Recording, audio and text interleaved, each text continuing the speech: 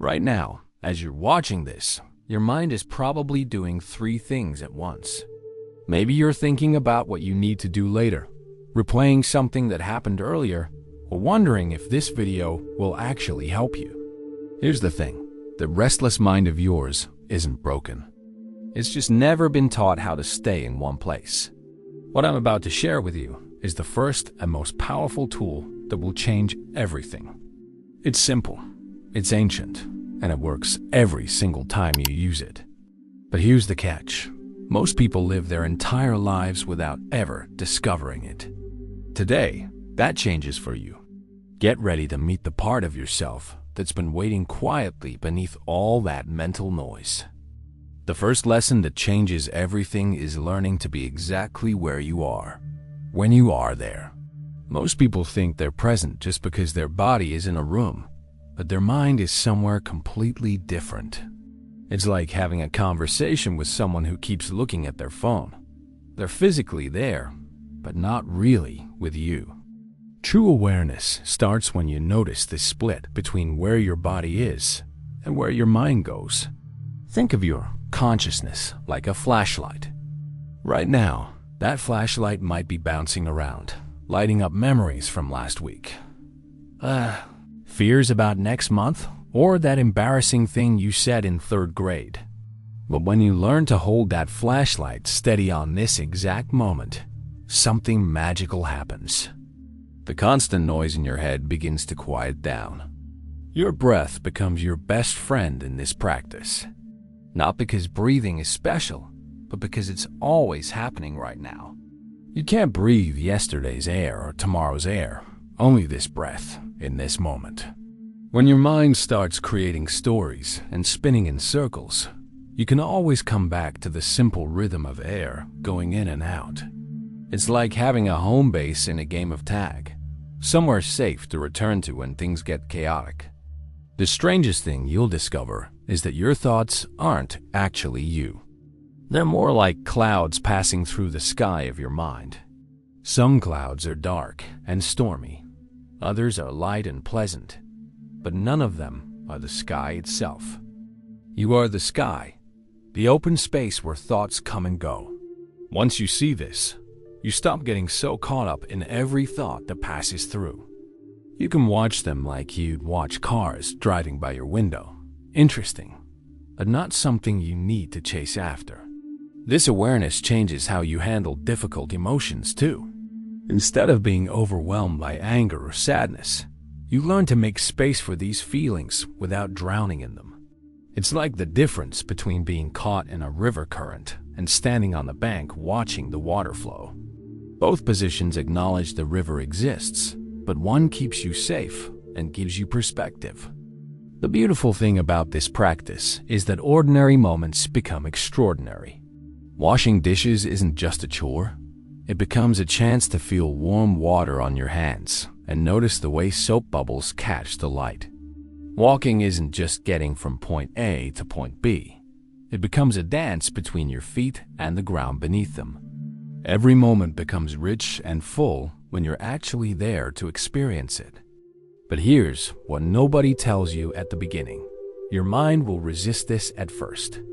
It's used to running wild, and suddenly asking it to stay put feels uncomfortable. That's completely normal. Your brain is like a puppy that's never been on a leash. At first, it pulls in every direction, but with gentle consistency, it learns to walk beside you peacefully. The real transformation happens gradually. You start noticing when your mind drifts away, and instead of getting frustrated, you simply guide it back, like helping a friend find their way home. Each time you return to the present moment, you're building a muscle that will serve you for the rest of your life. This isn't about becoming perfect or stopping all thoughts. It's about developing the ability to choose where you put your attention, rather than letting it be dragged around by every worry or distraction that appears. Now here's where things get interesting. Once you start paying attention to what's actually happening in your mind, you'll notice something peculiar. You're holding on to things that aren't even real anymore. That argument from last month, the job you didn't get, the person who hurt your feelings, you're carrying all of it around like a backpack full of rocks. The second lesson is about setting that backpack down. Most people think letting go means not caring anymore, but that's not it at all. It's more like learning the difference between holding water in your cupped hands versus trying to grab it with your fists. When you grip too tightly, everything slips through your fingers. When you hold gently, you can actually experience what you have. Here's what nobody tells you about attachment. It's sneaky. You don't just attach to good things like success and love. You attach to your problems too. You hold on to old hurts like they're treasure. Replay the same worries like they're your favorite songs. And cling to stories about yourself that stopped being true years ago. Your mind becomes like a museum of old experiences, and you're both the curator and the prisoner. The strangest part is how we treat temporary things like they're permanent. That feeling of embarrassment from something stupid you said, it's already gone, but you keep bringing it back to life. That person who rejected you, they've moved on with their life, but you're still having conversations with them in your head. You're suffering not from what actually happened, but from your refusal to let what happened be in the past where it belongs. Learning to let go starts with recognizing what you're actually holding on to. Most of the time, it's not the actual experience. It's your story about the experience. The story you tell yourself about why it happened, what it means about you, and what it says about your future. These stories feel so real that you forget they're just stories. But when you start to see them clearly, something amazing happens. You realize you have a choice about which stories you keep and which ones you release. The practice begins small. Maybe you notice yourself replaying an awkward conversation from work.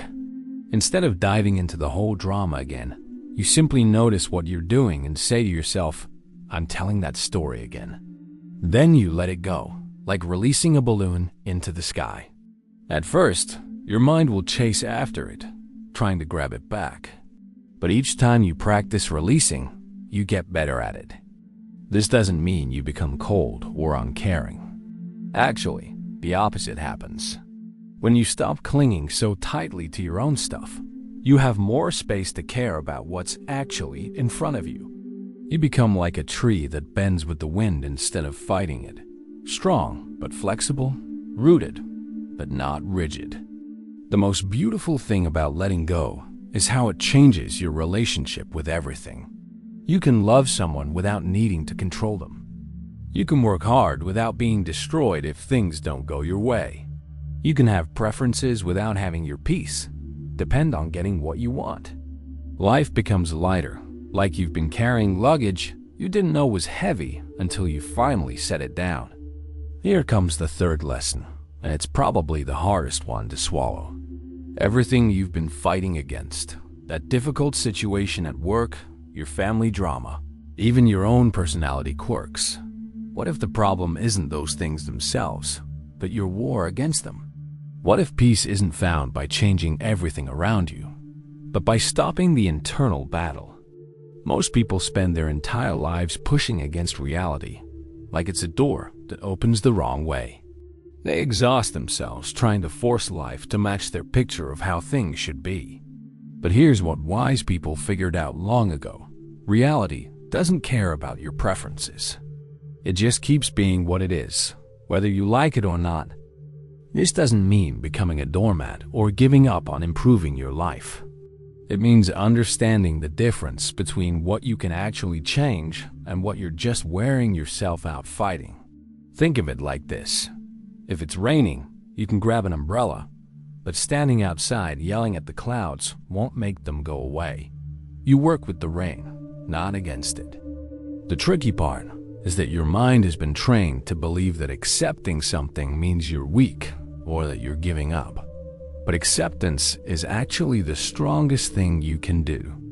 It takes courage to look at a difficult situation and say, "This is what's happening right now, and I'm going to deal with it as it is, not as I wish it were." When you stop fighting reality, something incredible happens. All that energy you were using to resist and complain suddenly becomes available for actually handling whatever needs to be handled. It's like the difference between swimming against a current and swimming with it. Same amount of effort, completely different results. This works with people too. Maybe you have a family member who always criticizes everything, or a coworker who never follows through on promises. You can spend years trying to change them, getting frustrated every time they act exactly like themselves. Or you can accept that this is who they are right now and make your decisions based on that reality instead of your fantasy of who they could become. The hardest part is accepting yourself as you are. You might have anxiety, or you're not as social as you think you should be, or you make mistakes more often than you'd like. Most people treat themselves like a broken thing that needs to be fixed. But what if you're not broken? What if you're just human, with all the messages that comes with being human? When you make peace with your own imperfections, you stop wasting energy on internal wars. Instead of spending half your mental energy judging yourself, you can use all of it for living your life. You become like a river that flows around rocks instead of trying to move them. Efficient, graceful, and unstoppable. This acceptance isn't passive. It's active and intelligent. You see things clearly, without the fog of wishful thinking or the drama of resistance. From this clear seeing, you can make much better choices about what to do next. You respond to life instead of just reacting to it. Now we come to the fourth lesson, and this one might surprise you. After learning to be present, let go, and accept reality, you might think the next step is to become tougher or more detached. But it's actually the opposite. The strongest thing you can do is soften your heart, starting with how you treat yourself. Listen to how you talk to yourself when you make a mistake. Most people have an inner voice that's meaner than they would ever be to their worst enemy. You mess up something small, and suddenly there's a whole court trial happening in your head, with you as both the prosecutor and the defendant. But here's the thing, that harsh inner voice isn't helping you become better. It's just making you afraid to try. What if you talk to yourself the way you talk to a good friend who was struggling? When your friend makes a mistake, you don't attack them. You help them figure out what happened and how to do better next time. You're kind because you understand that everyone messes up sometimes, and beating people up doesn't help them grow.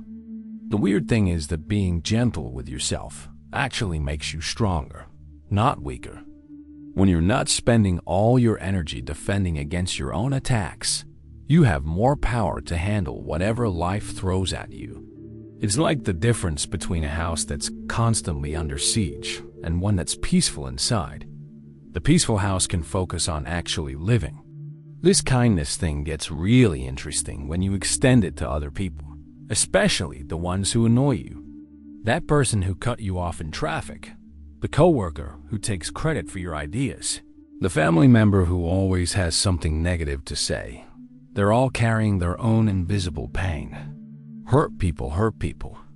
It's not an excuse for bad behavior, but it's an explanation that can help you respond differently.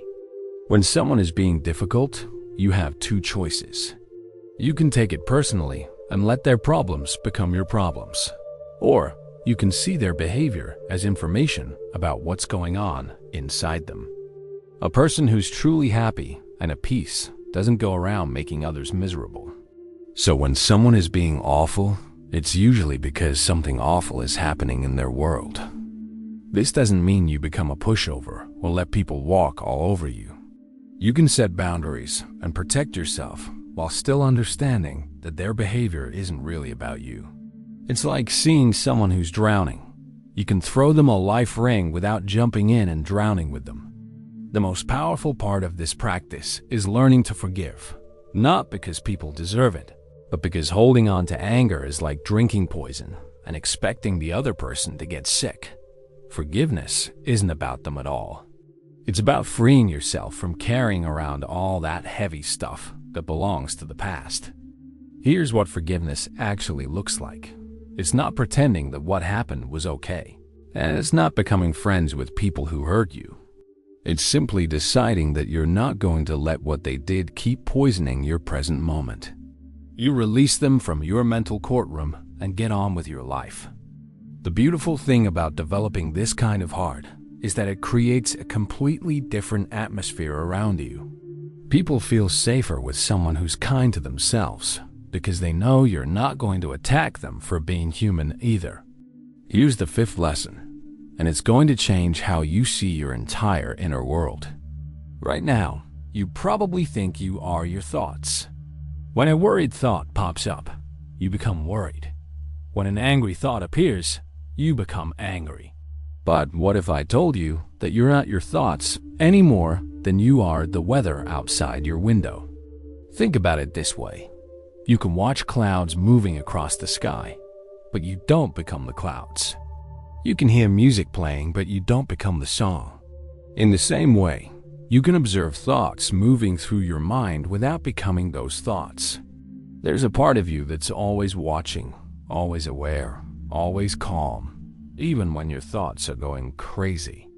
Most people never discover this watching part of themselves because they're too busy being swept away by every thought that comes along. It's like being in a movie theater and getting so caught up in the film that you forget you're sitting in a chair watching a screen. The thoughts are the movie, but you are the one watching the movie. Here's where it gets really interesting. Once you realize you're not your thoughts, you can start to see patterns in how your mind works. You'll notice that certain thoughts show up over and over again, like actors who keep getting cast in the same type of role. There's the worry thought that loves to imagine disasters that never happen. There's the judgment thought that has an opinion about everything. There's the comparison thought that's always measuring you against other people. These thought patterns are like old records that keep playing the same songs. Your mind learned these songs a long time ago, probably when you were young, and it's been playing them ever since. But here's the thing. Just because a record is playing doesn't mean you have to dance to it. You can listen to the song without letting it control your movements. The freedom comes when you realize that thoughts are just mental events, like sounds or smells or physical sensations. They come and go on their own. You don't have to make them happen, and you don't have to make them stop. You can just let them be there without getting involved in their drama. This is different from trying to control your thoughts or make them positive. That's like trying to control the weather by yelling at clouds. Instead, you're learning to change your relationship with whatever thoughts show up. Some thoughts are helpful and worth paying attention to. Others are just mental noise that you can ignore. When you really get this, something amazing happens. You stop taking your thoughts so seriously. That voice in your head that's always worried about something. You realize it's just doing its job, trying to keep you safe, but it doesn't actually know what's going to happen tomorrow any more than you do. That inner critic that tells you you're not good enough. You see, it's just an old pattern running, not the voice of truth. The space between you and your thoughts becomes a place of peace. In that space, you can choose which thoughts deserve your attention and which ones you can simply let pass by. You become like someone standing on a train platform, watching trains come and go, but only getting on the ones that are actually going where you want to go. This awareness doesn't make you emotionless or disconnected. Actually, it makes you more present and alive because you're not constantly being pulled into mental dramas that have nothing to do with what's actually happening right now. Now we reach the sixth and final lesson, the one that ties everything together and gives you a daily way to strengthen everything you've learned. This practice is simple, but don't let that fool you. Simple doesn't mean easy, and it definitely doesn't mean weak. Some of the most powerful things in life are incredibly simple. You don't need special cushions, fancy apps, or hours of free time.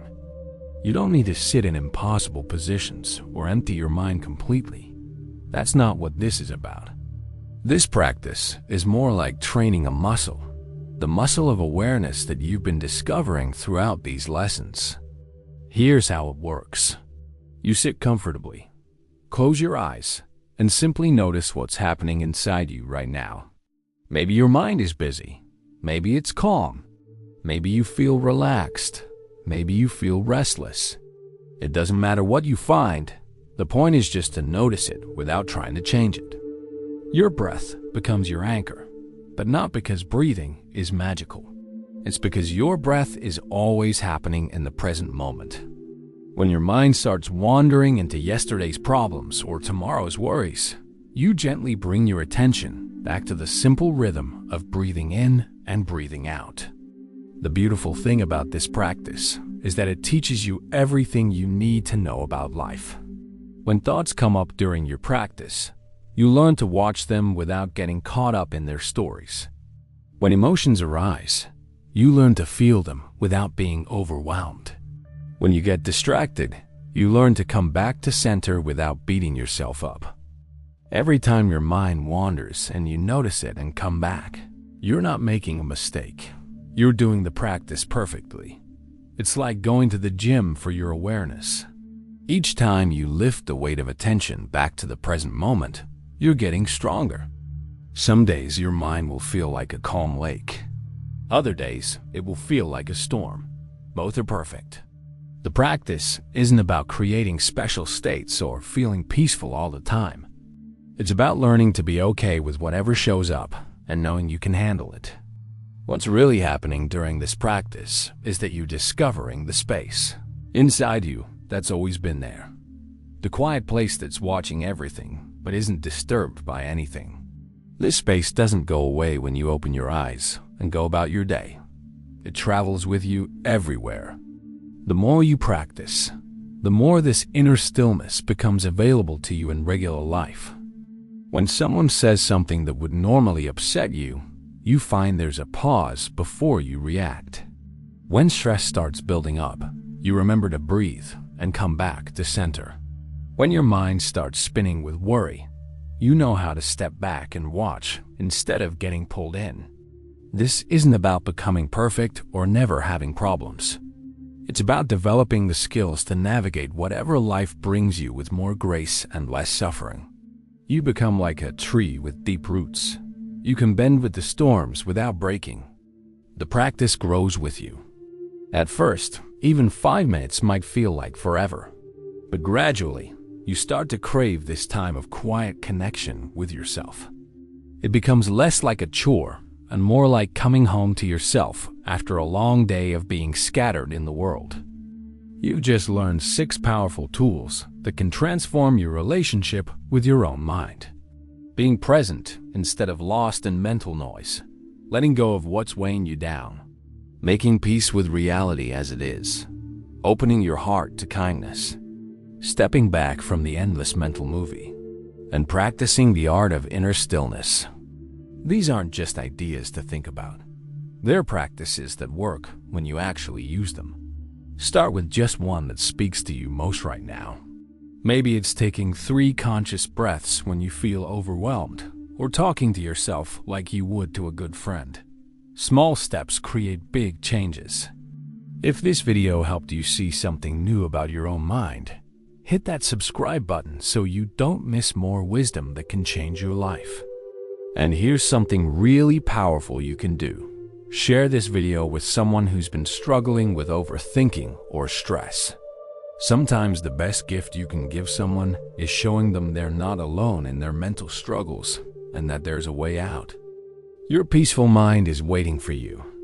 It's been there all along, just beneath the surface of all that thinking. Now you know how to find it.